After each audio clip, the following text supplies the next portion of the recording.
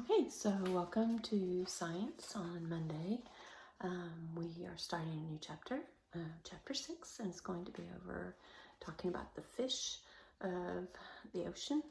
And so I thought a really good verse to go along with that would be Mark 1:17. Come follow me, Jesus said, and I will make you fishers of men. So I want you to be thinking, what would that mean to be fishers of men? Knowing what we know about fishermen, they go and they catch fish, right? So to be fishers of men would be referring to maybe going out and catching men for the kingdom of Christ. And that is what we're called to do, is to go out and to lead others to Jesus. So let's start with 3 types of fish. We have the bony fish, we have the cartilaginous fish, and the jawless fish. We're not going to talk so much about those this chapter. We're going to mainly focus on the bony fish for chapter 6. All right, so hopefully you have already read the pages that I have for you to read in this student work. For science, I think that's a better idea for you to go ahead and read the information with Mom, and then I'll just kind of hit the hot spots, okay? So for our next question, what makes a fish a fish? Is it the fact that they have scales? Well, snakes have scales, so does that make them a fish? No, so it's not scales. Would it be the fact that they lay eggs? Would that make it a fish? Well, sea turtles also lay eggs, so that's probably not going to be one of the characteristics specific to a fish. And then what about their shape? We always think of like those really pretty fish that are swimming in the ocean, and they have that very thin look to them. And but no, that's not indicative of what makes a fish, because you think about a seahorse. Does that look like a regular fish? No, it does not. And it so the shape is not what will make it a fish. Hang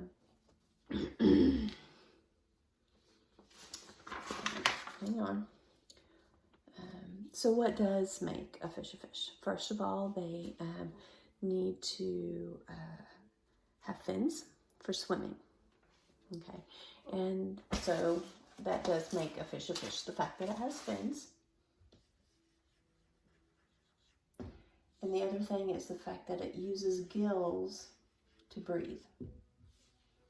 So fins for fishing and gills for breathing is what makes a fish a fish. So in your reading, it talks about about the difference between sharks and dolphins, and we just kind of think that they're both fish. But we learned that dolphins are actually mammals, and sharks are considered fish. Now, what is the difference there? Well, sharks use gills to breathe in oxygen, and your dolphins, they use their lungs. So that's the difference between the two. So the dolphins are a mammal, and your sharks are a fish. And so, like a sea snake and an eel, they both have the same body shape, but an eel has fins and breathes with gills. So an eel is indeed a fish, and a sea snake is a reptile. Now, another word I want us to be familiar with is ectothermic, and we have heard it before. Ecto means outside, and thermic means their temperature. So fish are considered cold-blooded, which means that the environment that they're in controls their body temperature. Ecto means outside, so the environment, and thermic is temperature. And so our fish are cold-blooded, and very interesting, fish prefer colder waters. And have any idea why that might be? Y'all did do the reading. There's actually more oxygen in the colder water. And so they prefer it. It slows them down, yes, but there's more oxygen for them to breathe in the colder water. So I'm going to put on here more oxygen. Y'all will probably hear interesting sounds in Mrs. Harrison's house as we continue with these videos, because I am in an extra bedroom and life is still going on outside of this bedroom for the rest of my family. So it shall be interesting, all the noises you hear. Now, like I said earlier, chapter 6 is basically more about bony fish than the cartilaginous and the jawless. Sure. Let's get this to set up a bit better. Here we go. So chapter 6 is bony fish, and our objective that we just talked about was the characteristics of a fish, and we said that that was going to be the fact that they use fins for swimming and they use their gills to breathe oxygen. So bony fish comes from the Greek word osteokithesis, and kithesis means fish, and bony comes from a root word, osteo comes from it means bone, and so we have bony fish.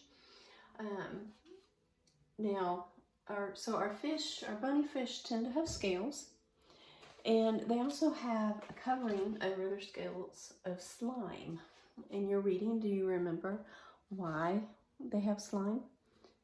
You know, whenever you catch a fish and you're taking it off the hook, I don't know how many of you have gone fishing, and you're holding it and it feels slimy and it's slippery, and you actually want to put your hand over those top fins and fold it down so that it doesn't poke you. We'll talk about that later. But and you take the hook out and then you throw it back into the water, and a lot of times they die pretty quickly after you throw them back in the water, because that slime is necessary to help protect them against parasites. So the slime protects against parasites.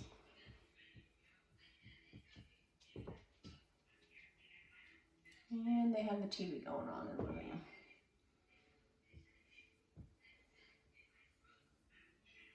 room.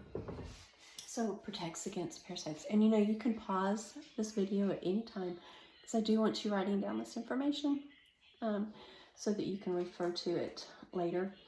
So you can pause it and you can write it down at your own speed, which is a nice part of doing video. Now there is a link that I'm hoping to find tonight and put on the LMS on the computer, that you will be able to go to a live aquarium and be able to look at all the different fish. And that would be, I looked at some of it.